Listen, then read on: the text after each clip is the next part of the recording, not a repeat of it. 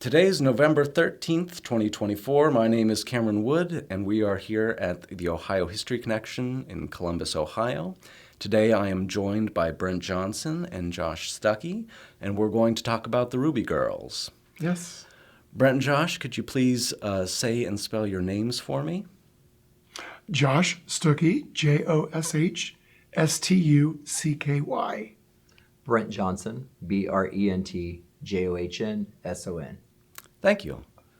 So maybe I'll start with Josh.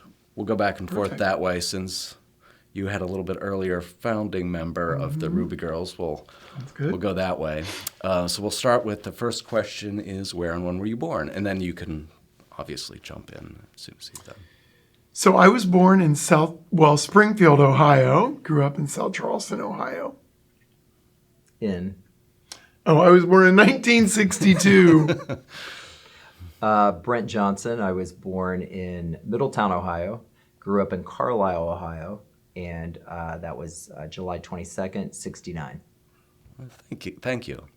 So what did your parents do for a living growing up? My father was a professor at Wittenberg, and my mother was a librarian in the local library. Mm-hmm. And my dad worked at General Motors, and my mother was a caseworker with the welfare system. And what was it? What were your experiences growing up in Ohio, just in general? Well, I would say for me, we actually grew up on a farm that we did not farm ourselves.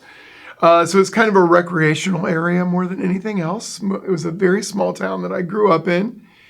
And I would say it was very what you would think of as a Norman Rockwell kind of growing up. I mean, it was all American and a lot of fun with my siblings kind of growing up. There were 3 of them and we had a great time on the farm.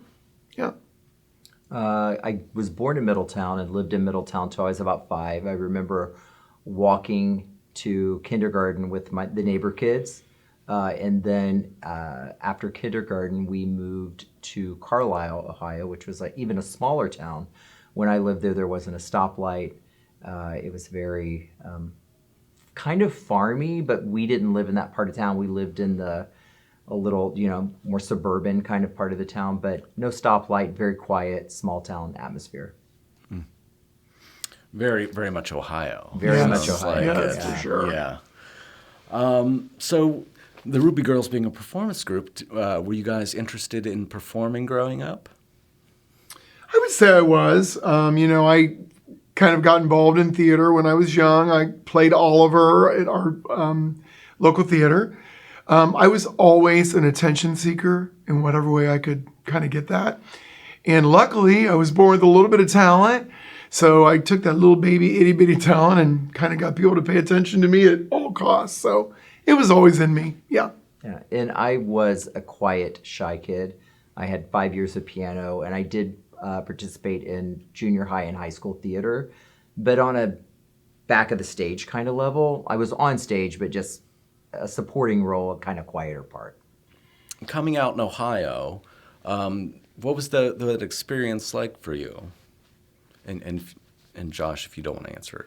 No, that's okay. Go ahead, Brent. I would say that, being a quieter kid, I was always trying to stay out of the spotlight versus in the spotlight. But being in a small town, I definitely stood out as one of the only few gays in the village, if you will. So, I just was always trying to stay under the radar and skirt things. So when it came to high school dances, I didn't go to them. When it came to prom, I didn't go to prom. But when it came to going to the license bureau and pretending I was someone else so I could get a fake ID so that I could go out to gay bars, I did do that. I just kind of tried to stay under the radar, be a good kid so I didn't create any spotlight on myself, but try to find my community in the best way I could through that time. And I think for me, my grandfather drove a powder blue Cadillac Eldorado convertible and wore furs. My father was in community theater. My mother was she was a librarian and very educated. And so it was never a difficult thing to come out. I just kind of came home and was talking to my dad and said, I think that I might be gay. And my dad was like, you think? And they were both so accepting that the whole coming out story for me was kind of easy compared to what I know other people went through. And Brent's real story being out with his parents was so not his funny. decision. Yeah, so I had actually made the decision. So Josh and I got together when I was 19. So at about 21, 22, I think, I reached out to my mom and dad by telephone or in person and said, hey, we need to have a conversation. I want the three of us to sit down and have a talk. And they were like, oh, okay. And then my dad at the time was working as a locksmith and got a call and wasn't available at the last minute. So when I showed up to their house, it was my mom only. And at that point, I'm like, I'm ready. You know, I've been building up to this talk. And so I did have the talk with my mom. And, you know, she did the typical thing that mothers do where they cry and it's my fault and we can't tell your father. And I was convinced, and now I wish I hadn't been. No, actually, I made a good story. It's all right that I was convinced to not tell my father. So about 3 months later, because my parents were so involved in our lives, and Josh came to our house for Christmas and got the same jeans that my brother got the same jeans I did. It was almost like he was one of our brothers, which is, I guess, one way of coping with denial. But anyway, because they were so involved in our lives, we were at an AIDS resource fundraiser, which is pre-Equitas Health. And it might have even been one of the other earlier names of AIDS Resource Center. I can't remember. But the president of PFLAG, who was a good friend of ours, her and her husband, Ann Wilger, walks up and we're in a conversation with me, Josh, my mom and dad at this cocktail fundraiser. And Ann kindly and with true heart leans in and said, so how did Brent tell you? And my mom immediately with her glass of wine was like, take a sip, like, oh no, this can't be what she's asking. And my dad said, what? How did he tell me what? And she was like, you know, when he came out, and my dad's like, came out to what? And then my mom takes a bigger gulp. And she goes, how did he tell you he was gay? And my mom literally chugs the glass. I remember the glass in the air. Oh my God. Like full on as high as it could go. And my dad just kind of quietly looks down, takes a breath and goes, well, you know, as things happen or something to that effect. And we all kind of like, Oh my gosh. you know, bolted out of that conversation as quickly as we could. And a few minutes later, my dad and I like happened to bump into each other at this cocktail party again. I said, so we probably need to talk. He said, well, yeah, I think that's probably a good idea. And he handled it quite well. So you have to recognize what your part of the problem is and also recognize that you're not the only part. Everyone has their issues and they come together and, you know, we worked it out. It hasn't been a bumpless ride, but it was better than it could have been and luckily better than it has been for so many people. Did you find your communities welcoming growing up? I was a popular kid, so I would say yes. And I never shied away from who or what I was or what I enjoyed. So for me, like, you know, I was the drum major. I was in all the plays. I was a cheerleader in high school, which was unheard of where I went to high school. So for me, I just think my community is kind of like, he's going to do what he's going to do. So let him be whatever he wants to be. And there are people think, oh, you're so lucky, you're so lucky. There's still pain, there's still ache, no matter what side of the fence you're on in the gay world. So, yeah. My community was kind to me. They weren't mean. I was also a pretty popular kid, though I was quiet. But there were definitely those people who made my life hell growing up and were very mean to me. Sure. And I think when you talk about a community be accepting, I think that though they were kind to me, and I'm talking about the adults in the circle, they also, I think, were kind of stuck not knowing how to step in or when to step in or what to ask or what to say. And also, I think they were negligent because there was obvious abuse going on there that they had to be aware of. There's no way they weren't. And to not intervene to me is really a disservice to a child. I'm fine, and it made me who I am, so I'm grateful to be who I am today. But it was a struggle. And I think because people didn't have the tools to ask or step in or feel the support they would need from their superiors or community, that I think it made it unnecessarily challenging. And I feel so badly for the people who weren't able to move through that in a somewhat healthy way, however you want to put that. Well, thanks for sharing that with us. So getting into the founding of the Rubi Girls. Oh, boy. Here we go. So let me just open it up real wide. How did the Rubi Girls get started? So the true beginning of the Rubi Girls, there is a thing called the Boo and Brew in Dayton, Ohio, which is on 5th Street. They close it down, and it's a Halloween party. Our roommates, so there were 3 of us living in a house, myself, Tim Farquhar, and Fred Hairston. And Fred decided he was going to go down to Boo and Brew dressed as Jolene the Cowgirl. Fred is African American. And when he came down the stairs as Jolene the Cowgirl in a Dolly Parton blonde wig, and the rest of the outfit was all white and silver, we were just kind of stunned by that. We were like, is he really going to do this in the middle of Dayton, Ohio? So he decides to go, and we just kind of decided to go along with him, just in our boy clothes. And we're walking along 5th Street, and the reaction he was getting was unbelievable. People were in love with him, and he was entertaining, and he had his 6 shooters, and he was doing all this stuff. And for Tim and I, it was kind of like, oh, no. You're not getting all the attention, though he did that night. So within the following weekends of Halloween, Tim and I would go upstairs. We would put on a sheet or a blanket or anything we could wrap our head in, and we would begin to come downstairs. Fred doing the same, and it became almost a competition between the 3 of us. Meanwhile, our next door, because we lived in a double, our next door neighbor, Gilbert Gonzalez, who was Lupe Valezz, kind of got in on the action.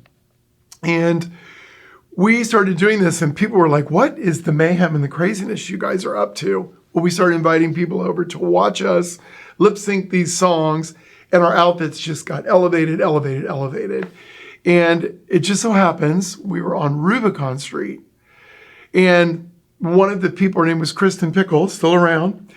Kirsten was like, I think you guys should be called the Rubi Girls because you're on Rubicon Street. And we were like, that's kind of a great idea. And it kind of kept the Ruby as in the gem, but we put the letter I there instead of the Y, so it kind of had its own little idiosyncrasy or whatever. And slowly but surely, we started doing these mini shows for our friends. And it would be like 10 people right here, us wearing these stupid outfits.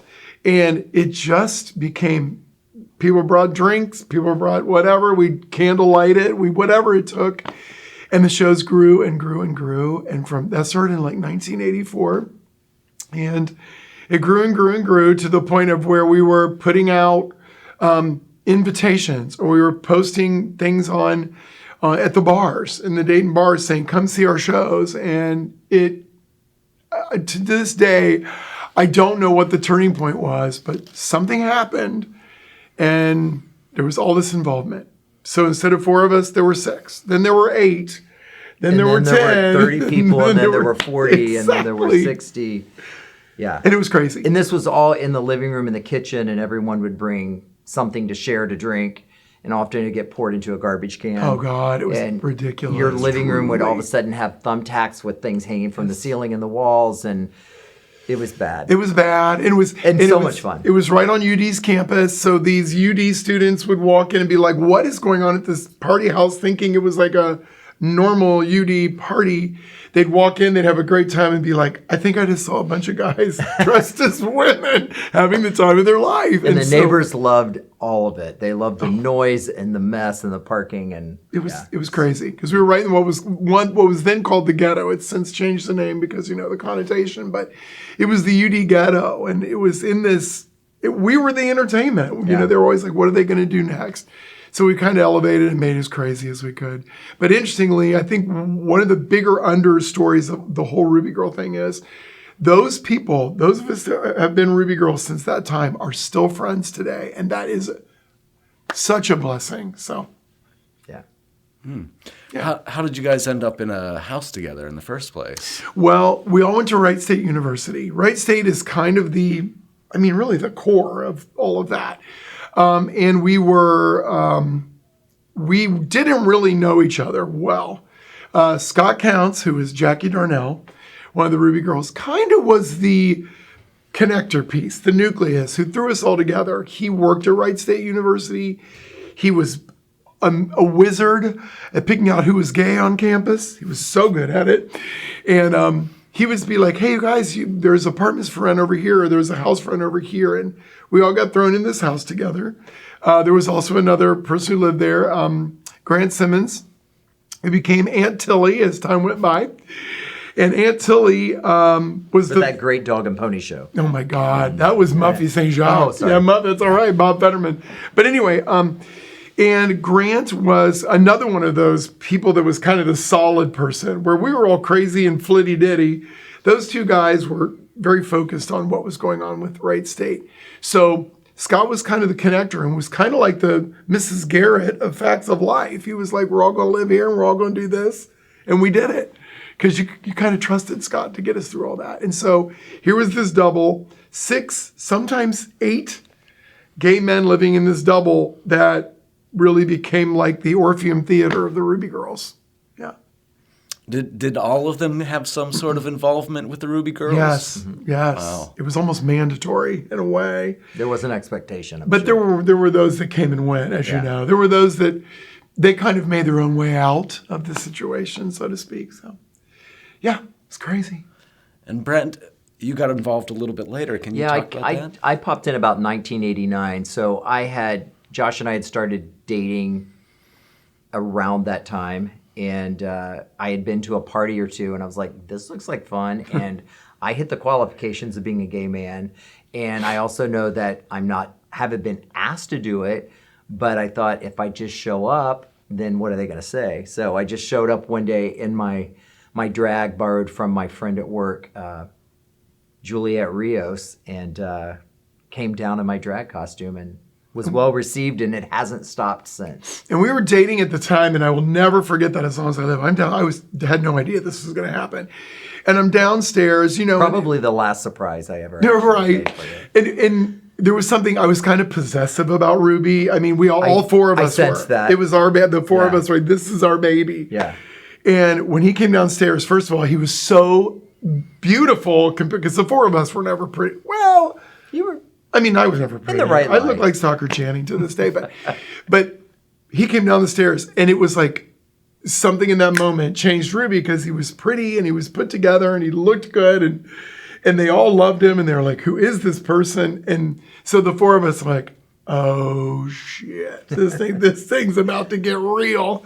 And it's constantly elevated. Because if you remember from the very beginning of the story, it's all about trying to outdo each other. Yes. And so there's always that challenge. But then also the beauty of Rubi is not about being prettier. It's not about being more polished. Sometimes that is your niche in that moment or with that character. But it's also just about the element of surprise and the element of making your friends laugh, because at the end of the day, everything, even when I came down, he's like, I was pretty, I had a sense of humor. I had something a little off color in my stockings. Yes, you don't see it when I'm standing, but you saw it when I sat. And there has to be a sense of humor with almost everything from the jump, even with Jolene the Cowgirl at the very beginning. Yes. There's always a twist. Yes, and that's really been the mainstay of the Rubi Girls.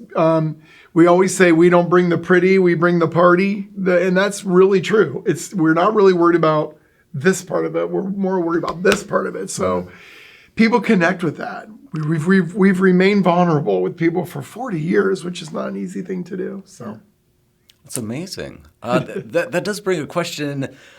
How did because obviously you started out as very novices at this, but I've seen your videos. You're very well put together today. So how was that craft, did that increase quickly, or was it like it's over still time? evolving, I think. It's still evolving. I would say I know where the turn kind of took place, and we give all the credit to Lupe on that. Yeah. Lupe was a photography teacher, a creative, and where we were like, oh, let's just put on a sheet and a wig, an old wig from a thrift store. Lupe would make dresses out of film strips or popcorn or Bud Light. Elevating containers. the surprise. Yeah, and so we've always said he kind of pushed the rest of us forward, and just a genius mind. He's just a genius. And through that, also photographed all of us through the moments because of his talent and his skill, and then put that into a piece of work in photography on the wall or whatever, which would make you nostalgic for that great time you had last Friday night or whatever it was, or last year on Valentine's Day or whatever it was. And then also Fred Hairston's sister, Charisse Hairston, was really instrumental in popping out that video camera because she wanted that, because she was laughing her butt off and having a great time with it, which also gave us something to watch the next day, where we would come together again as a group, eat pizza, clean up the mess from the night before, but then also watch the video together, which really created that family feel and that deeper connectedness that took it to the next level and the next level. Almost like watching a game tape after a game. Exactly. It's like a game tape. It is a game tape. And many times we would turn to the person who was being featured in that song and be like, do you want to watch this or not? And they could choose. that. Because you either knew that you did a great job that night or you knew you did not. So you're like, just skip this one. And it was interesting to kind of go through that. Yeah. You never asked to be skipped. Never. I was great on all my shows. That's a lie. Does Lupe still do the photography for you? No, sadly. No, but Lupe is a great resource of everything we've had in the past, and still someone that we talk to and connect with just in a different way than drag. Lupe does not perform anymore. Not with performing, Rubi. but definitely has so much archival stuff and just such a creative force that we highly value that relationship. Yeah. So, like, you started out as a group of college students, and then now you've got your own clubhouse and everything. Yes. So it's kind of similar to the craft question, but when did it get professional? I don't know what the word So I guess is. with the Rubi Girls, it really is. It's like someone asks us to do something, or we ask ourselves, or it just keeps evolving, and it steps forward and steps back. But the first really big thing that took us to the next level was when we did the show at Changes, which is a gay bar on East 5th Street that is no longer there, or was a gay bar on 5th Street that's no longer there. It's gone, yeah. Yeah, and that was to benefit a friend of ours, a couple friends of ours who are participating in the Gay Olympics, right? That's right. Yeah, the swim team. And Lupe and I had been asked to perform, and we were both like, this is not our thing, guys. We don't do bars. We don't do whatever. And they were like, but it would be something different and something, something that the audience has never seen because they've never been to the house on Rubicon Street. So the two of us kind of talked it over and like, what do we do? And we decided to go ahead. And I was like, but if we do this, Gilbert, we can't change who we are. We can't try to be pretty. We can't try to, we got to be who we are or we're going to lose.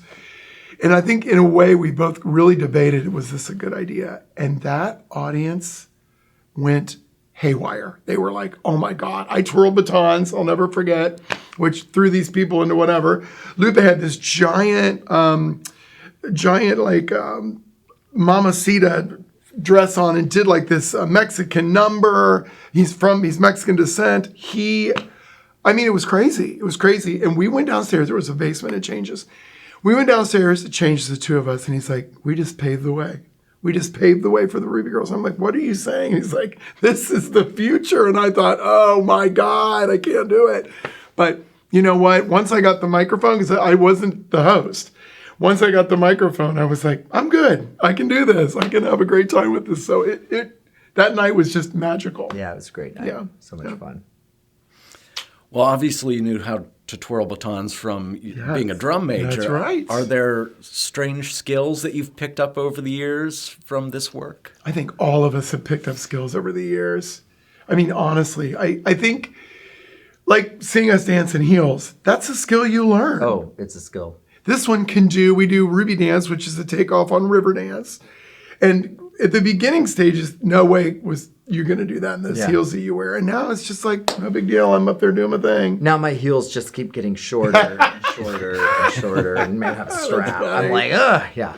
That's funny. It is true. Because when I used to do Ruby Dance, I used to do them in a 7-inch platform I heel, remember. and I could jump and run in those things, and I'm like, how did I do that? Yeah. Yeah. I think all of us have evolved and changed in that way as well.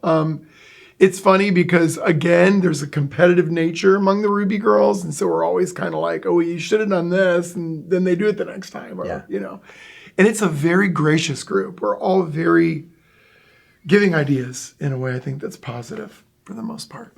Yeah. Did you mention someone had animals as part of their shows? Oh, they were, so it's like two marionettes or three marionettes with like dogs and ponies rolling on a ball, but it was really a marionette. It was pretty funny. Oh, she was amazing. Yeah. Muffy St. Jacques. Muffy St. Jacques. He lives in Florida now, but very talented guy. Yeah. Marionettes, yeah. Yeah, I mean. Yes. Then there was the time when I remember doing Green Acres. Green Acres we've done, Bewitched. I remember doing Stormy Weather at Rubicon Street. And I come down to this kind of slow maudlin song that isn't a typical drag number for us. We like something higher energy. And I remember being on Rubicon Street, and I had our friend Michael go out with the garden hose. And so when I opened the curtains, it had been a beautiful day. There was like water just pouring in. Everybody thought it was actually raining outside. They were like, how did he know he was going to do that? It was funny. Yeah. And then another one of those moments, Green Acres, speaking of animals, Marcia Kellum. That's right. Marcia Kellum, Tim Miano, who went on to be the costume designer for Siegfried and Roy, which is pretty amazing. But Tim Miano, during Green Acres, he just picked up the dog and was using the dog and the number. And I'm telling you, that dog was choreographed. Yeah. We were all like, how's that dog knowing what to do? It was trying to escape. Exactly. Those videos are they're pure gold to watch. So, yeah. Another great moment was when we lived on Clay Street in Dayton. We had a townhouse, and the third floor had a spiral staircase that went up, and it was the whole attic of this double. So it's quite large, and that's where our bedroom was. And behind our bed was a double window that opened up on the headboard on the third floor, and we would have 60 people in our bedroom because it was a nice size. I remember one time we got choir seating so that that audience could sit up and watch. But I remember Mary Massengill wanted to do Mary Poppins, and what better way to arrive as Mary Poppins than through the window? Well, the problem was it was a 3-story house with no way to get up there with a wig and a hat and a dress and high heels and a handbag and a parasol. But that bitch climbed out the second floor window, scaled the building in that outfit onto the pitched roof, and came through the window as Mary Poppins. And all of us, literally, we were all just like, how in the world did he do that? How did you do that? And he's like, well, I was stoned and drunk. I didn't know I was doing it. And this is a non-paid job. This is just for the art and for the performance and for the joy that it brought the audience. And it was awesome moment. It's really good. Funny.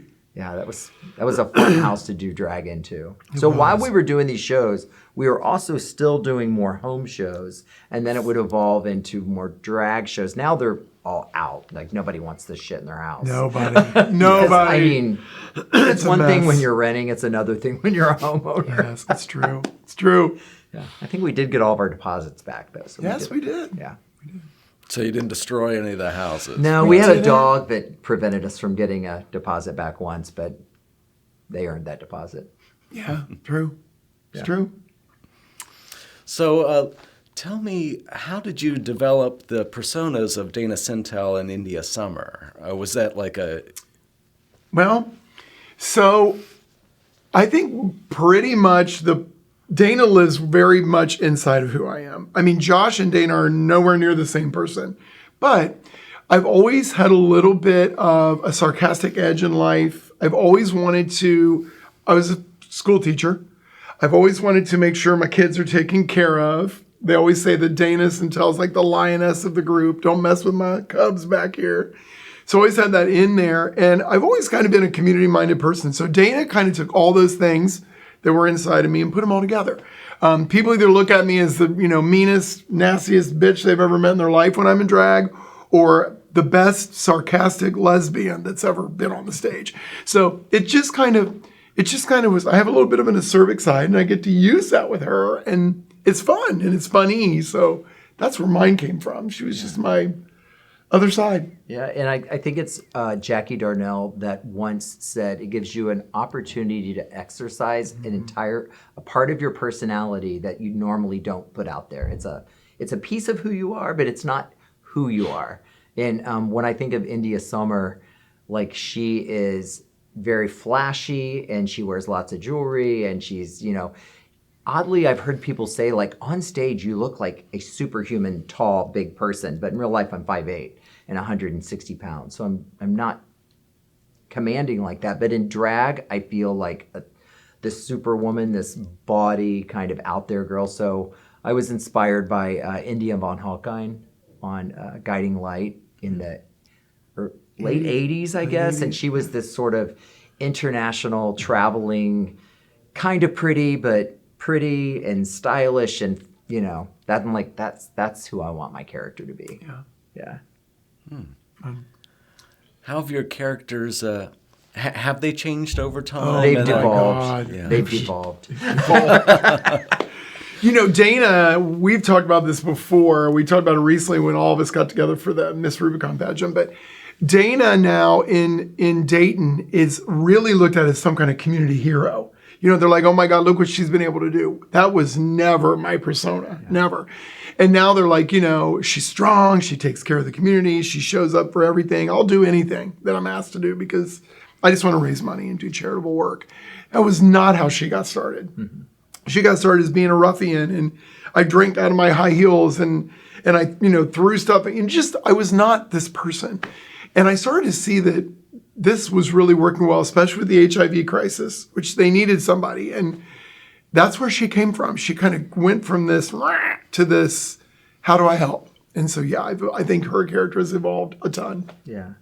I think because my personality tends to go into a business mindset, I have to be careful. I want more joy from it again, because through the years, it's like, if we're going to make money for a charity, let's do the best we can do.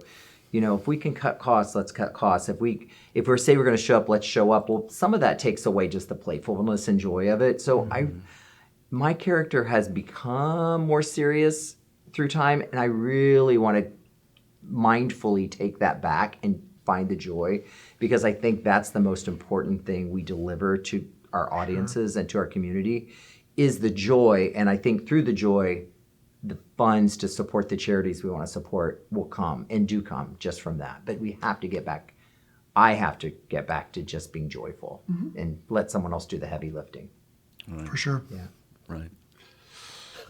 Yeah, you have to have someone with a persona who's an accountant. Yes. They can Yeah. Right. them. Exactly. Yeah. And let's face it, we're creatives, and Yes. Right. that's not really a strength for a lot of creatives. So finding that person is challenging, but possible. And you're talking about the evolution of Ruby. I think really the biggest evolution or the biggest piece that thrust us into a different place was HIV. That's Totally. really where That's the where we Rubi got Girls, started. became something on the scene, and it just changed everything. Yeah, because in the 80s and the 90s, AIDS and HIV was not really something that people wanted to show up for. They didn't want to really talk about it, be involved in it, give their funds to it, understand it any deeper than I know to stay away from it, with the exception of that core group of people who were, going out and making sure that people were eating and safe and getting to medical appointments, and they were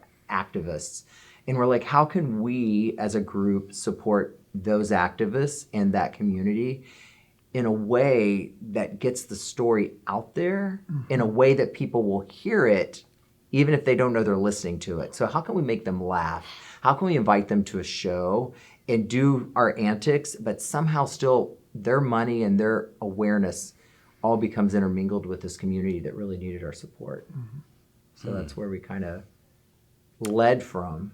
Right. And then I guess the more compassionate side of us really grew out of, used to have healing weekends. Ohio AIDS Coalition, who was another piece of that Equitas puzzle, used to have healing weekends where people that were newly diagnosed with HIV or were, going through the actual stages of HIV, they would get a weekend away at one of the state parks. And they invited the Rubi Girls to be the entertainment to these healing weekends. And it was so heart-wrenching.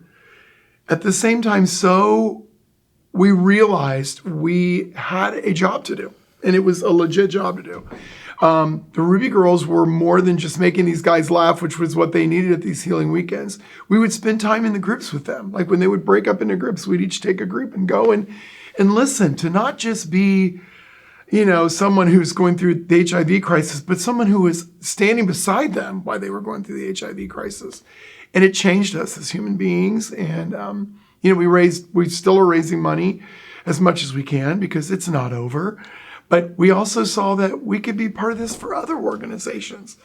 And it did. It just, I've said this before, as the Rubi Girls were rising, HIV was rising, and it just kind of came together. And it was like, we can do this, guys. Yeah. We can do this. And we did. And we did it. And we still continue to do it. We lost a few of the Rubi Girls. Michael Cortina, Corey Michaels, one of the very first Rubi Girls, lost the battle very early. And I think that also gave us a feeling of, you guys, we've got to get out there and do what is necessary. But I want to go back to one thing you said, Brent, that was so important. It was hard to get people to open their pocketbooks until they started laughing. And there was something about this connection between laughter and fundraising that really flipped it. Well, I think the important part of that is people start to see you as human versus just the statistic. And people start to understand that we're really more alike than different. And it's like, sometimes when we get so extreme with our views, there's no opportunity to really come together and move forward. And being in a smaller community like Dayton, and in a state like Ohio, I think we have so many kind people here, and that sometimes we get distracted by the squeaky wheel, the unkind person, that we forget there's so many great people here and so many people that really do want to be good neighbors to one another. Yeah. And what if we found a way to actually bring people together and talk and laugh together and break bread together, if you want to look at that kind of analogy, and just how do we move forward in a positive way? And I think that's one way we were successful and one reason people are so responsive. Hearing you say that, I do remember early on when we do a show called The Show Must Go On. It's always the Saturday after Thanksgiving. It's our biggest fundraiser every year. 700 people buy tickets to this thing. But what's interesting is early on, when we would look for sponsors, people would be like, I'm willing to donate money. I don't want my name on there. I just want to be attached to this. Now, here we are, in 2024, and now everybody wants their name on the banner. How do I show my support for what you're doing? That just shows you how, over time, things change, and people realize that we need to be, arm in arm to take care of these kind of situations. So, yeah. Yeah. I was also going to say with Ohio AIDS Coalition that when we first jumped into that, it was really as Brent and Josh and Alan Kimbrough, who was a Rubi Girl, Esther Price, who has since passed. Alan was, I think, the first one of us in volunteering with Ohio AIDS Coalition, as, using his skill set as who he was as Alan. And then I think you jumped in, and then I think Kevin stepped in, and Mark, and then I popped in, and we were doing things like carrying bottled waters and setting up rooms and breaking down rooms and sweeping floors and helping with room assignments and all those kinds of things. And then I think it evolved where we got even more involved with Rubi Girls. And it was funny because we're not makeup artists. And at one of the healing weekends in Houston Woods, I'll never forget this, they were like, will you do makeup on some of these boys? I'm like, we're not very good at it. Yeah. Those guys thought they were so pretty, and they were hideous. And they were like, well, look how pretty I am. We probably were too. I looked back at some of our early stuff, and I'm like, I still have those pictures of those guys. Yeah. Oh my God, it was hilarious. It really was. Yeah. So, yeah, fun. Good memories. Has your charitable focus changed over the years? Definitely. Yeah.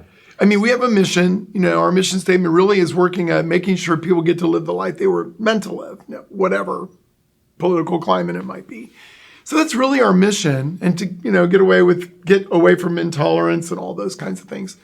But our charitable outreach has changed in the fact that we realize, gay people, LGBT people are affected by all kinds of things. So we can't just be like this is it. This is narrow scope. So things like Doctors Without Borders, they're taking care of people in Africa who are still suffering with the HIV crisis. We should send them money. Like the bikers ride in California. Yeah, AIDS cycle. AIDS cycle. Send our money to this.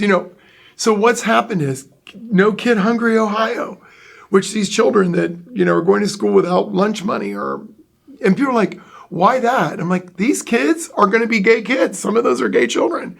So you can always find a way to make those charities work. But we do over 100 organizations now yearly through our donations, which is, I think people still to this day, I'm part of the Dayton Foundation in our city. When I talk to the people that are on that board, their jaws hit the ground. They're like, what? You do 100 charities? How's that possible? I'm like, we have a huge budget. We have people that donate, and we make sure that every penny passes through us and gets to those people who need it. So it's changed a lot. Yeah. We just really feel like being a neighbor and a human being next to whomever is in need, regardless if they're gay or straight, as long as we're all working toward that same goal of letting people be who they are. Yeah. And really making sure we're keeping an eye out for those marginalized communities that really need someone to be their voice. We want to step in and be those people. Yeah. And that's really broadened who we connect with and who we're able to help. We love that. Well, I think I saw that you're up to $3 million in total donations. We now? will probably hit 3 million at the show must go on. It's really close. It's all here. I'm going to just give you a little inside story. It's all in the matter of how you look at it. We many times help to raise funds, which we include in that 3 million. So we may be part of a bigger, event. Well, we still take credit for what we were able to do with that. So if you're including that, it's going to be about $3 million real soon. But if you're doing something like where we just show up at a bar and have drinks with people and raise $100, it would take us a while. Let's just say that. So yeah. But Brent, to your credit, Brent came up with an actual fundraiser that was a big, huge party in Dayton for years called Masquerade, which was a fundraiser for what was then AIDS Resource Center. Yeah. And so those kind of events, that was a Rubi event because this was the person who put that thing together. Yeah, I think the first year we raised $16,000, which was hugely disappointing because the cost to put it on was like $8,000. And I'm always at the camp, like I want the event to be like less than 20% of the money we raise. You have to show people a good time and give them a chicken dinner or whatever that is. But I really want there to be a huge amount of money that actually goes to the charity that we're there to raise money for. But Masquerade first year was like 16, and then it went to 40, and then it went to 80, and then went to 100,000. It was generating really great funds, and then I passed the baton on to my next in line, and then they passed it on to someone else. So sadly, it's ceased to exist in the last couple of years, but those early years were so amazing and so much fun. Oh my gosh. Yeah, great event. Those were amazing parties. You did a great job with that. So yeah. The Rubi Girls had a documentary made about them, which has won a few awards, audience awards outside of the country. Australia, Germany, I think were the two. And that was put together by Elisa Plymouth, Jonathan McNeil, who runs the Art House Theater in Dayton. And he's been instrumental in keeping up that PR piece for the Rubi Girls. And the film was 23 years ago. 23 years ago. Which is really great because it does help document who we were then. We watch it and we're just like, it's like watching yourself through some kind of time warp. It's so interesting. Yeah. But we're lucky to have that documentation and Jonathan's talent. And Elisa Plymouth is still hoofing it up there on the Rubi stage with us, which we love. One of the Rubi Girls that is notorious for pushing the envelope is Redima Coupon. Nathan Cornett. Redima is one of those ones we cannot, no matter how hard we try, we cannot get a noose around that horse. It just runs and does its own thing. I actually had him in school as a fourth grader when I taught school. I knew then, and I've said this to everyone, I knew then when he was sitting in that desk and I was up teaching, this kid is never going to be tamed. It's not going to happen. And I always knew he had a creative edge that no one would quite get, but they would love. And it's true. It's true. He's just a different breed. I will also say one of the newer Rubi Girls, Cherry Poppins, Danny Thomas, Cherry Poppins, who travels all over and does shows everywhere. Very rare for us to have a pageant queen be part of our shows. And she's known all over the state. And now being a Rubi Girl with us, it's been good for us to push ourselves in that direction, to be part of something different. She's bringing a whole new edge of creativity and joy and just a pleasure. So excited to have her. We do have a choreographer on staff, or at least she thinks she is. Scott Winters, Tiramisu, who is mean and keeps us in line and whips us to make sure that we're doing our numbers appropriately. He's really brought a different edge too, because he's really kind of the master of group numbers. If you can visualize the ballet teacher with the stick, and that's who that is. Don't mess. Good at it. Don't mess. She will take you down. It's true. Yeah. Oh, one of my personal favorites, who does the songs that are completely hysterical. Well known for the corn cob number. Takes a cob of corn, places it inappropriately, and popcorn comes out of his bra. It is one of the funniest things you will ever witness in your life. Yeah. Taj is a comic genius, great comic timing. So funny. And so much fun. I mean, to not mention Tommy Rumke, who does the year in review. Every year we do our year in review, which is a big video that people live for. He's got comic timing like nobody. Yeah. Quick-witted, funny, gorgeous in drag. Gorgeous in drag. Yeah, and just so great. Like her nurse number is always the best. And then I will say the ingenue, the one that's, hopefully someday keeps moving forward with this, is Jackie O. Jake Sams. Jake is hard to really categorize. He's funny.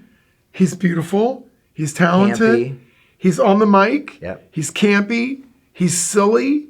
And there's something very endearing about him in the fact that he's got that innocence that you really can't explain. And just when you're like, oh, babe, he'll say something. You're like, this one ain't innocent.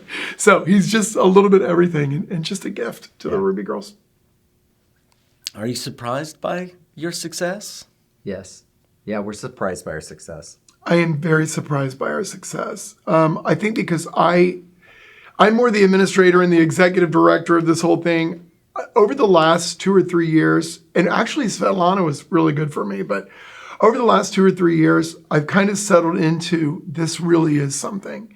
I think we've all kind of walked around and like, oh, it's just craziness, it's mayhem, it's silliness, it's this, it's that. And now I realize this really is something. It is a network of not just us. It's a network of people outside of our circle who are supporting us. And below them are another round of people that are supporting us. And so I realize that it is something. I think the thing that shocks me the most is the fact that we're still, I guess, not really over the top in our professionalism, that we've kept it on a approachable level. And I think that's been the gift of the whole thing. We've not gotten to a RuPaul stage. We've not gotten to a Netflix, whatever. We are still a community group doing this. And I think that is something amazing about the Rubi Girls. What about you and being shocked about it? Shocked. Totally shocked.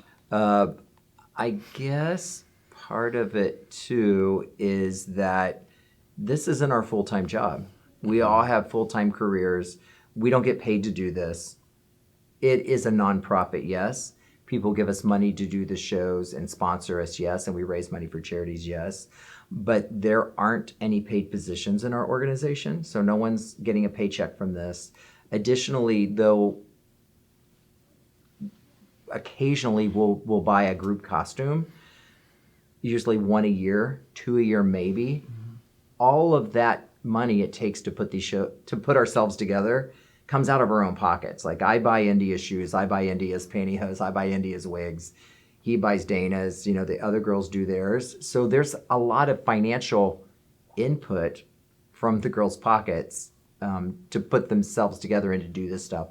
And it's all good, but it is shocking that after 40 years, it's still happening with this group of people, because that's a long time. It's not easy to age in the drag world, FYI, because just like going to the gym at 40 feels different than going to the gym at 20.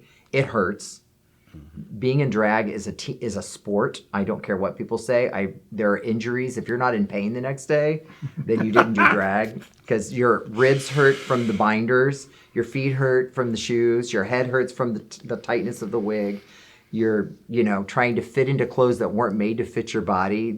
And then like a Rubi Girl show, we might have anywhere from 8 to 13 changes in a 90-minute to 2-hour show. So you're changing all of that again and again and again and again, and still trying to look halfway decent. Even if you're trying to be funny, you still want to look halfway decent. So it's a surprise that all this has still gone on. It's challenging.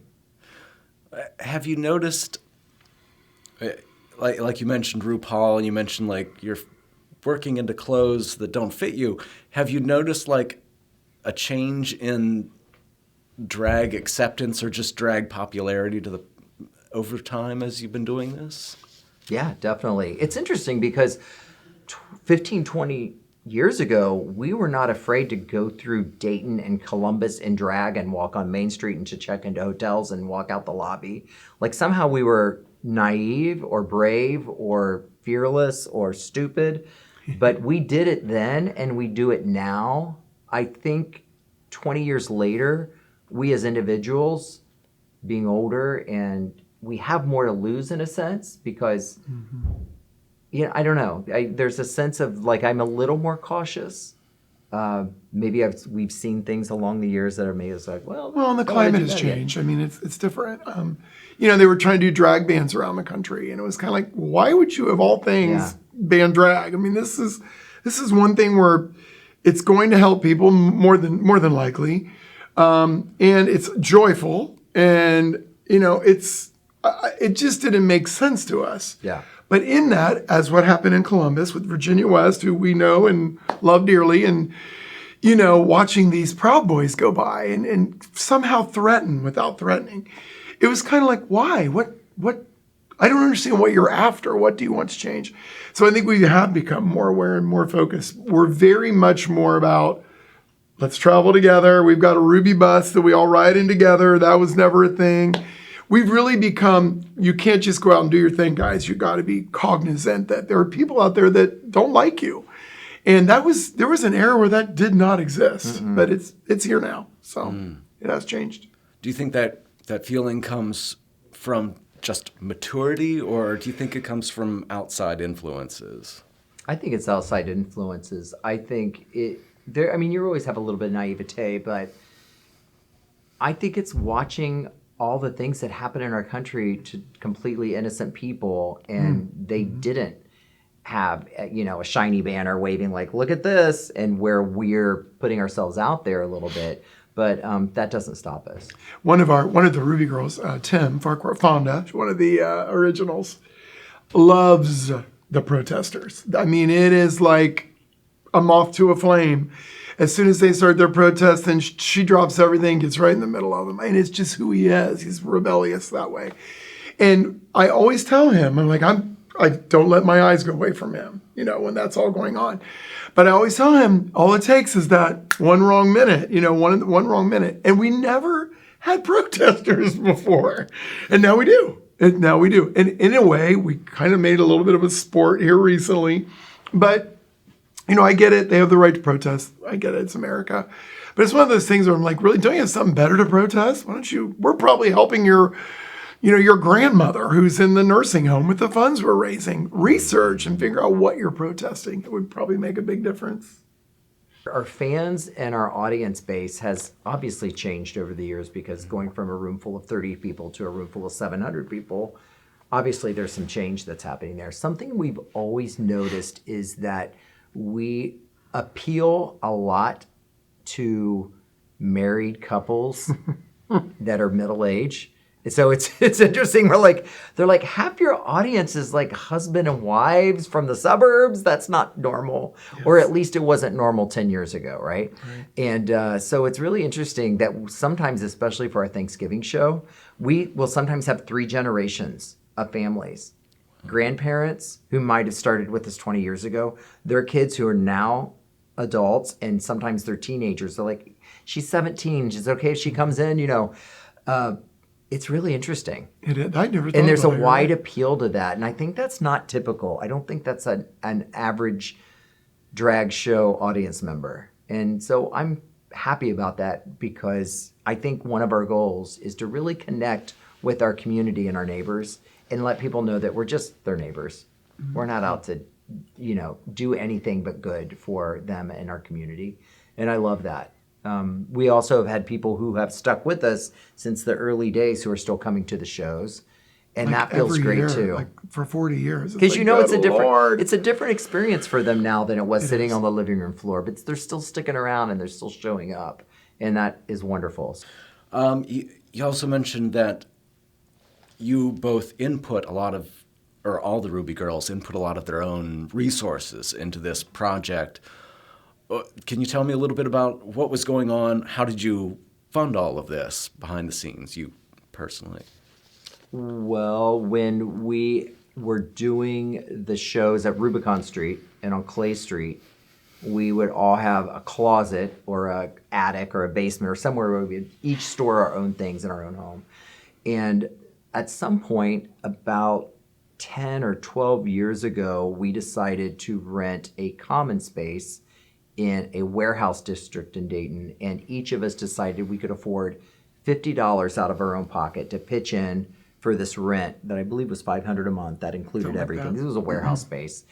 And that's how we got started having a clubhouse. And then Teresa Gasper, who is a great Daytonian, who heard we were looking for a new space because the warehouse space had a lot of dust in it and other things that we really didn't want to be in our wigs. So we were like, we need a better place because this isn't going to work out.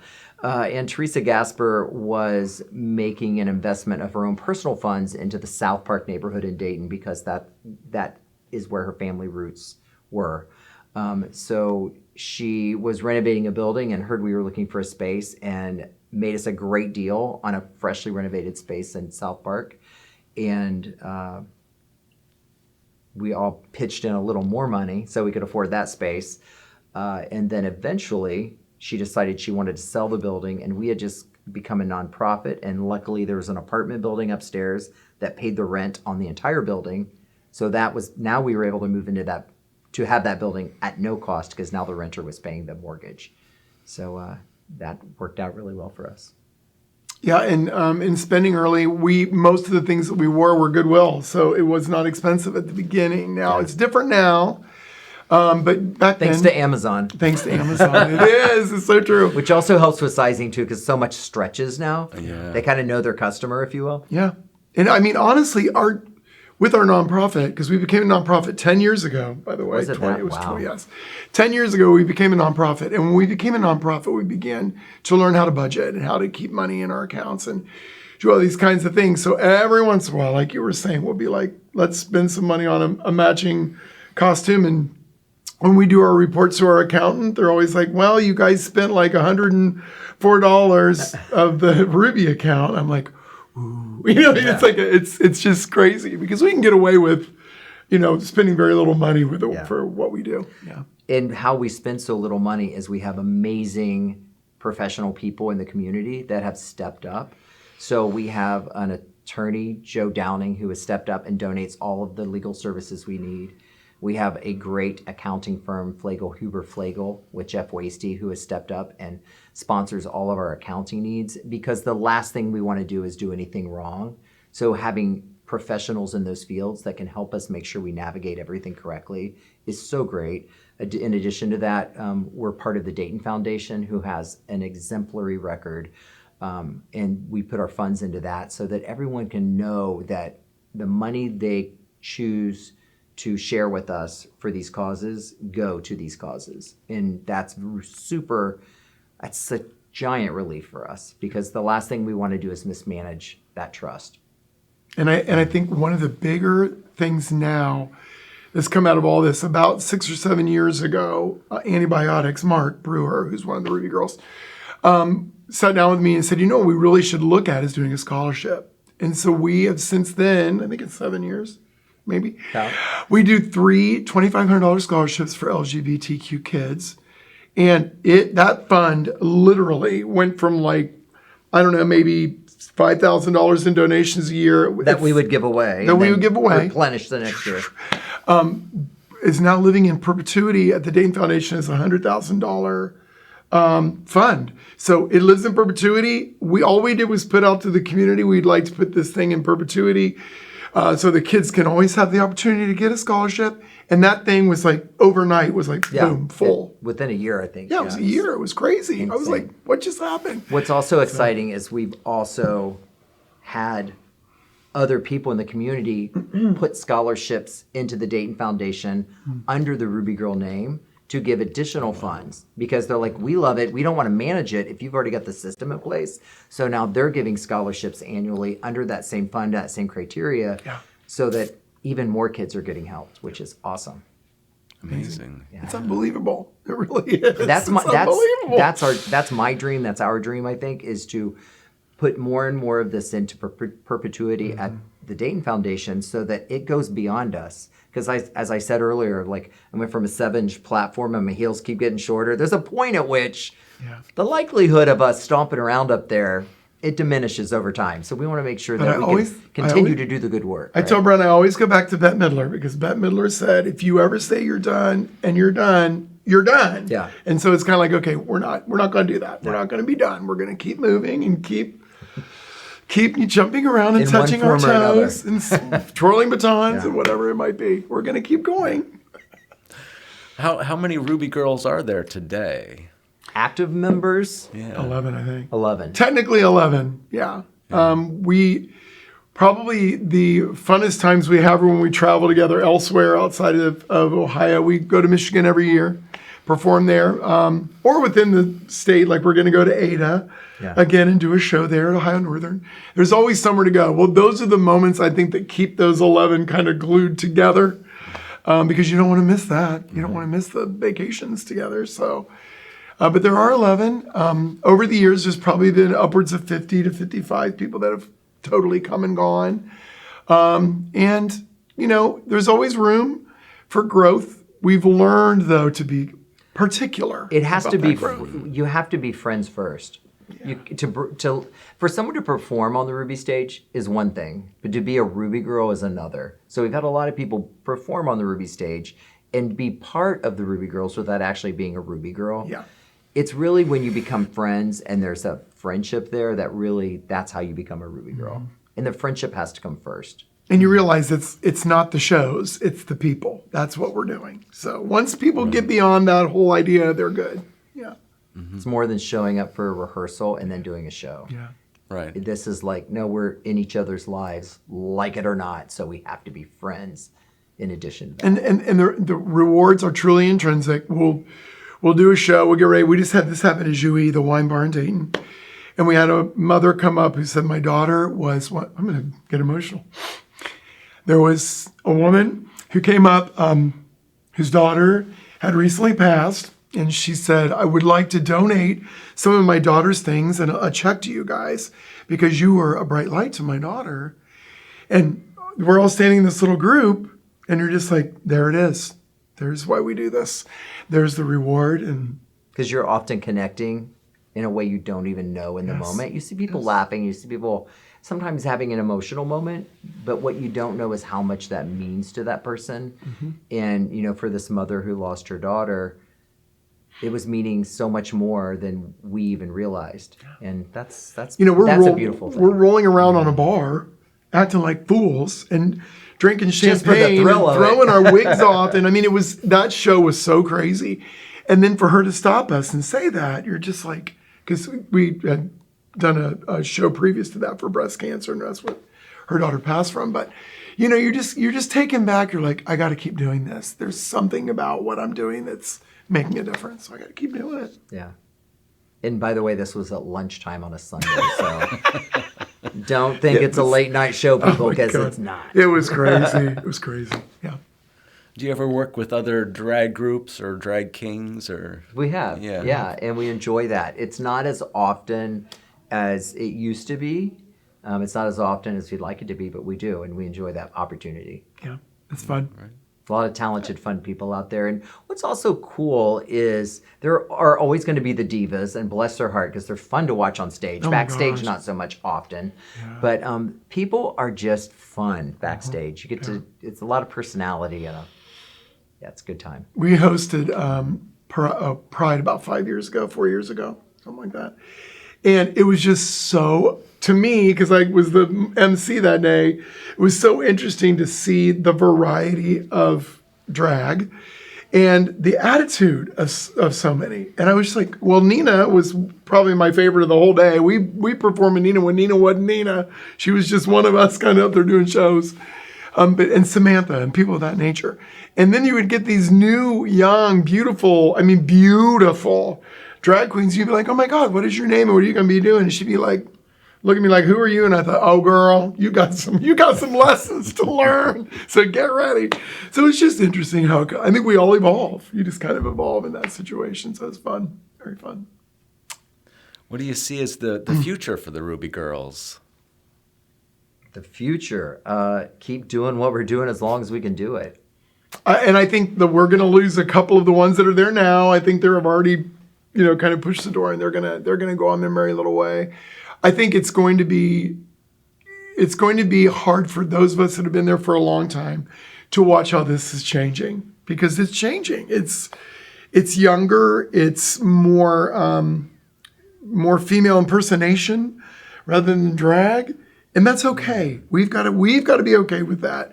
We're going to maintain what we're doing, I think, Right. and be the kind of the camp of the situation. And I think that variety really connects with this newer generation. So it's good. I just hope my goal for all of this is that as we walk out that door, we instill in these guys, it's not about your lipstick. It's about the dollars you're raising. As long as they get that, Rubi will live on forever. And heart. You gotta have heart. Gotta have heart.